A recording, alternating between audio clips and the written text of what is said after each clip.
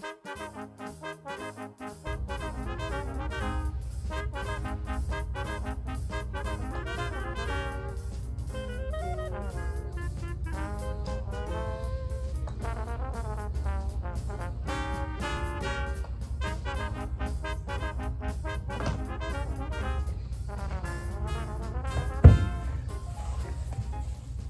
was like my 50th try.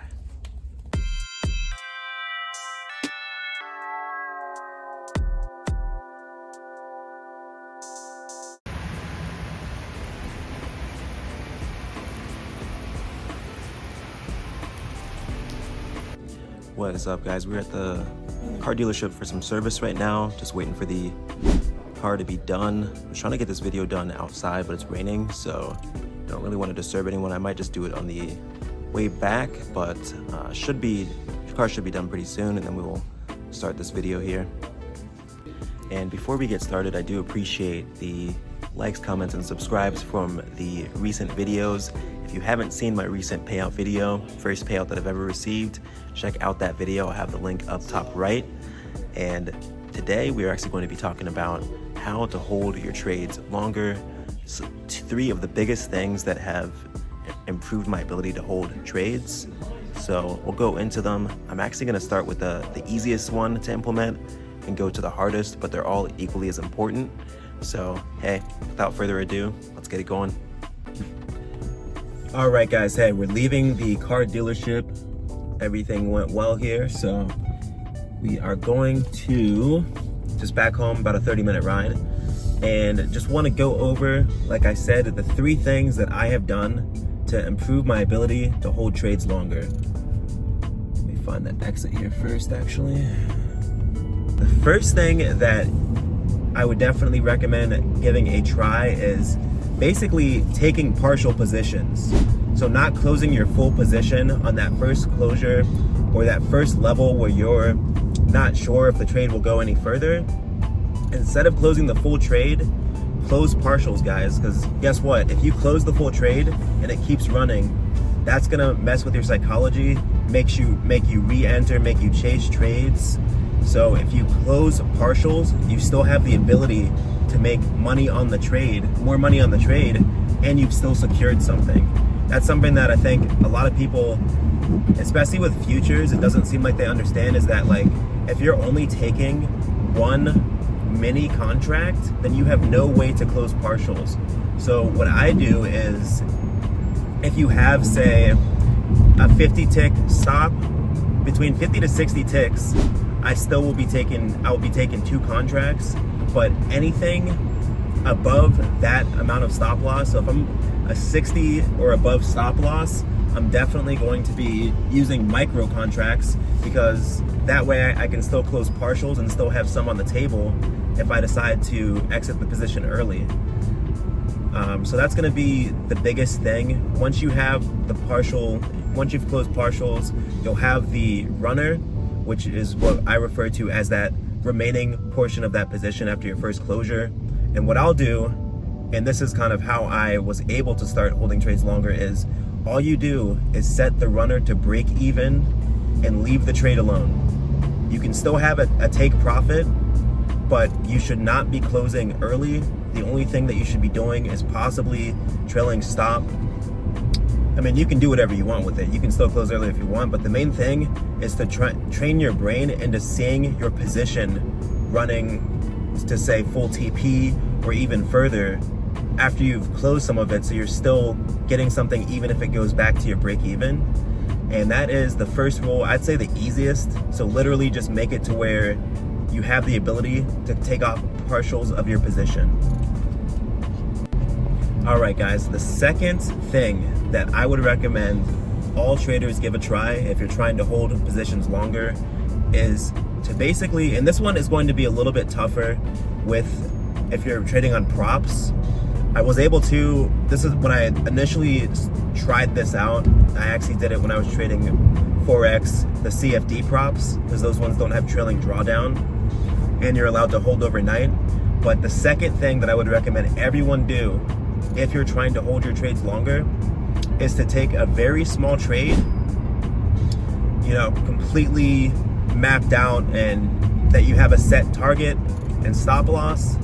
Make it wider so that it's a trade that you'll be holding overnight, and just let the trade run. It doesn't matter if it's just one micro contract. It really does not matter the size of the trade. You just want it to be, you definitely want it to be smaller than your normal trade, but your main goal is to just watch the trade. So you can still have your stop loss. You want it to be a big stop loss, a big take profit, and you can watch that trade. You know, I would recommend taking it maybe in New York, and then you kind of just hold that through, you know, Asian London, and then back to the next New York session.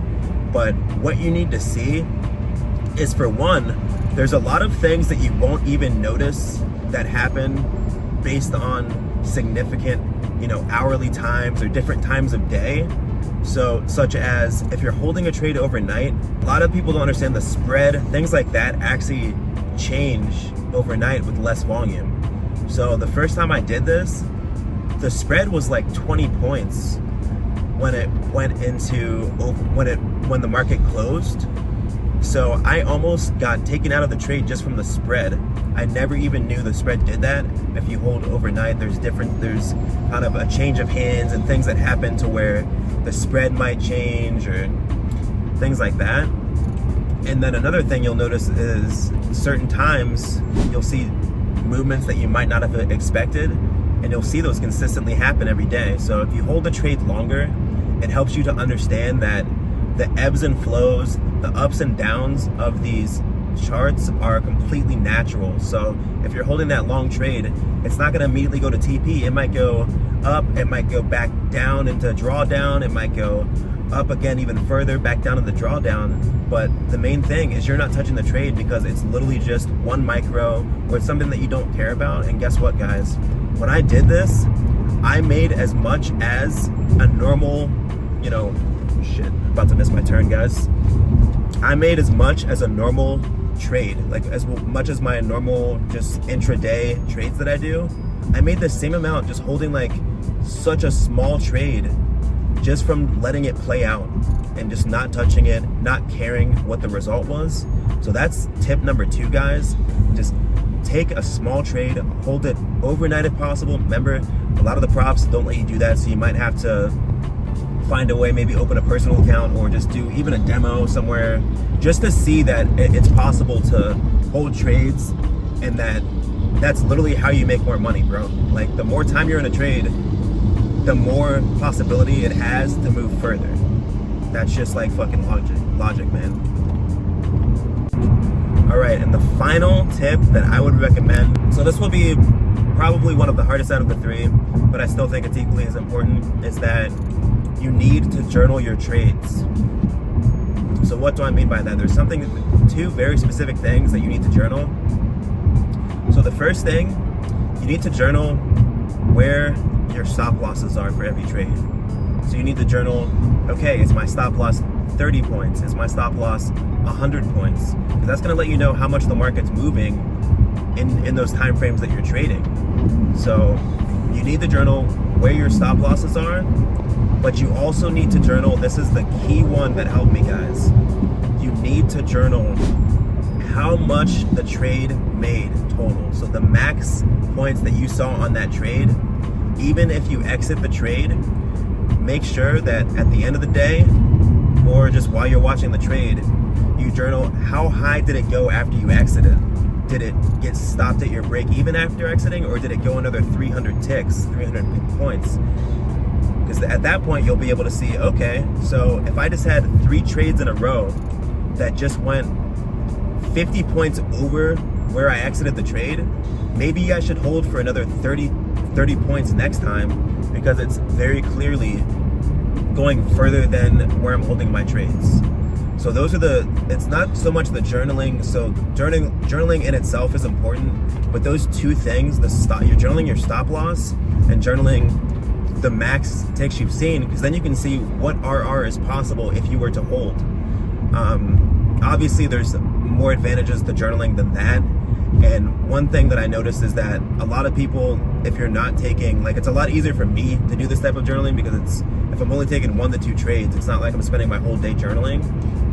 It's just like 5 minutes and get it done.